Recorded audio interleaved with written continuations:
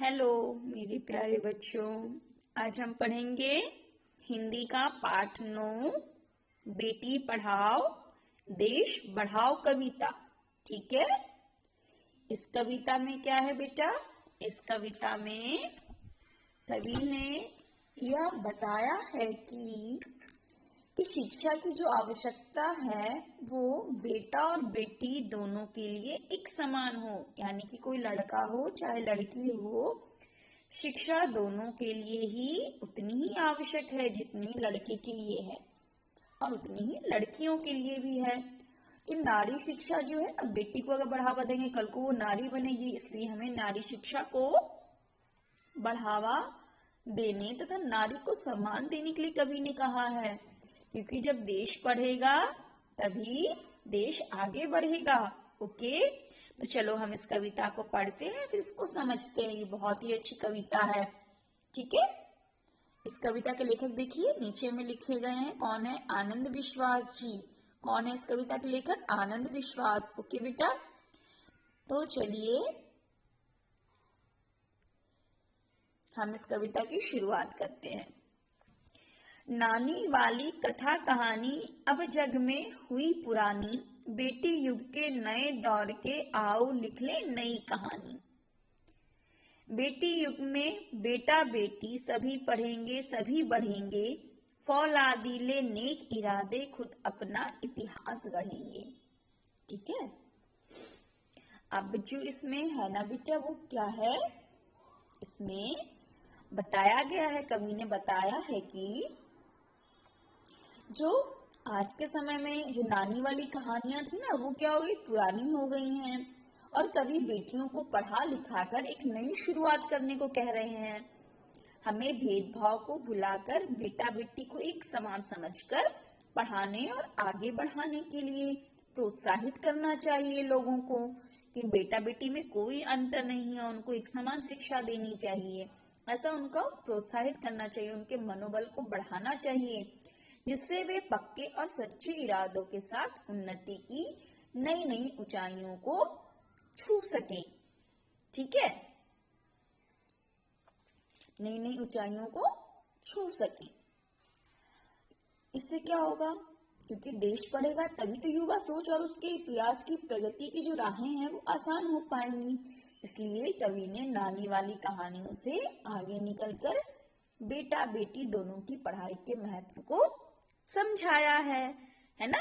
इसमें जो इसका लास्ट जो मैंने समझाया, देश पढ़ेगा दौड़ेगी अब तरुण जवानी, नानी वाली कथा कहानी अब जग में हुई पुरानी। क्योंकि देश पढ़ेगा तभी युवा सोच और उसके जो प्रयास है, उसकी जो प्रगति की राहें हैं वो आसान होंगी। और इसलिए कवि ने नानी वाली जो कहानियां थी उससे निकलकर लोगों को कहा है, बेटा क्या कहा है कि बेटा बेटी दोनों की पढ़ाई के महत्व को समझिए और उसको पढ़ने पर उसको प्रोत्साहित करिए। ठीक है। देन है आपका बेटा शिक्षित आधी शिक्षा, दोनों शिक्षित पूरी शिक्षा। हमने सोचा मनन करो तुम सोचो समझो करो समीक्षा, सारा जग शिक्षा में करना हमने सोचा मन में ठानी, नानी वाली कथा कहानी अब जग में हुई पुरानी। इसमें कवि क्या कहते हैं? कवि ने शिक्षा का महत्व बताते हुए कहते हैं कि हमने बहुत सोच समझकर सभी गुण दोषों का विवेचन किया है। सिर्फ बेटों को पढ़ाने से हमारी शिक्षा आधी है। शिक्षा तभी पूरी होगी जब बेटा और बेटी दोनों पढ़ेंगे। शिक्षा के अभाव से उन्नति का पथ अवरुद्ध है। क्योंकि शिक्षा नहीं होगी तो उनकी उन्नति नहीं होगी, उसके मार्ग में बहुत सारी रुकावटें आएंगी। अर्थात जो हमारे देश के विकास और उत्थान के लिए बेटा और बेटी दोनों को शिक्षित होना बहुत ही आवश्यक है। कवि कहते हैं कि हमें अपने मन में, हमारा जो मन है, हमें कभी अपने मन में दृढ़ संकल्प, हमें अपने मन में क्या करना चाहिए? दृढ़ संकल्प। जैसे सारा जग शिक्षा में करना, हमने सोचा मन में ठानी, इसलिए सारा जग को शिक्षा में करने के लिए हमें एक दृढ़ संकल्प लेना चाहिए कि कोई भी अशिक्षित ना रहे, सब शिक्षित हों, अर्थात सब पढ़े लिखे हों। अर्थात जो नानी वाली कहानियां है ना उससे आगे निकलकर बेटियों के लिए पढ़ाई के महत्व को समझना चाहिए लोगों को। ठीक है बेटा। देन है आपका अब कोई ना अनपढ़ होगा सबके हाथों होगी पुस्तक, अब कोई ना अनपढ़ होगा। सबके आगे होगी पुस्तक, हाथों होगी पुस्तक।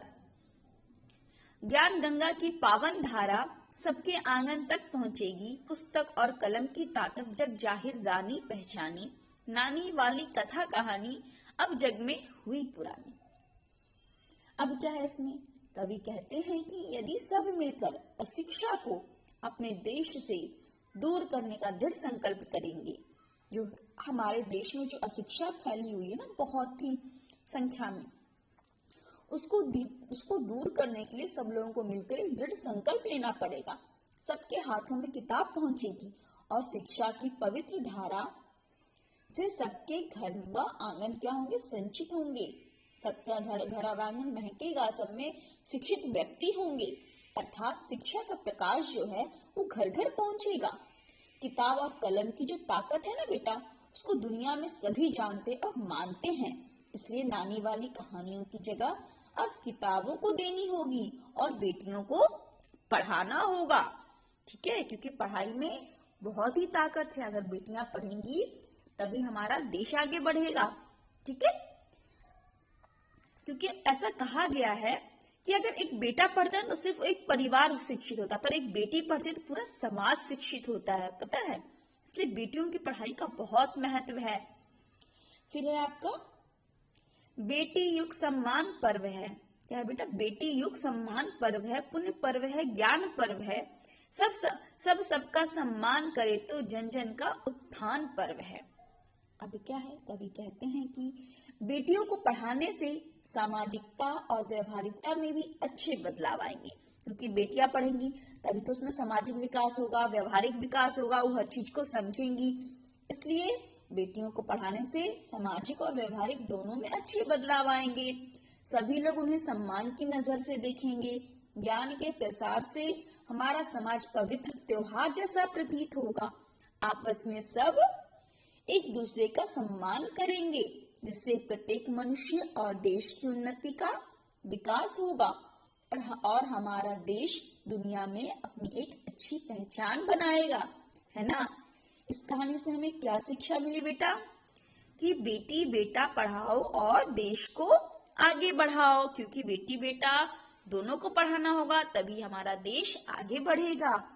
ठीक है, ये जो शब्द अर्थ हैं जिसको अपनी आपको नोटबुक में लिखना है, जैसे कि जग संसार दुनिया, इरादा विचार, मनन सोच विचार करना, ठानी दृढ़ निश्चय किया, पर्व त्योहार, फौलादी बहुत मजबूत, तरुण युवा नवयुवा, समीक्षा गुण दोष का विवेचन, सम्मान आदर, उत्थान उन्नति विकास, नेक अच्छा भला, शिक्षित पढ़ा लिखा, अनपढ़ बिना पढ़ा लिखा, पावन पवित्र, ताकत शक्ति। अब श्रुतले के शब्द हैं पुरानी, दौड़, फौलादी, इतिहास, तरुण, शिक्षित, समीक्षा, आंगन, उत्थान। ठीक है, इन दोनों को आपको अपनी नोटबुक में लिखना है। ठीक है बेटा, तो ये वीडियो समझ में आया? Okay, bye bye.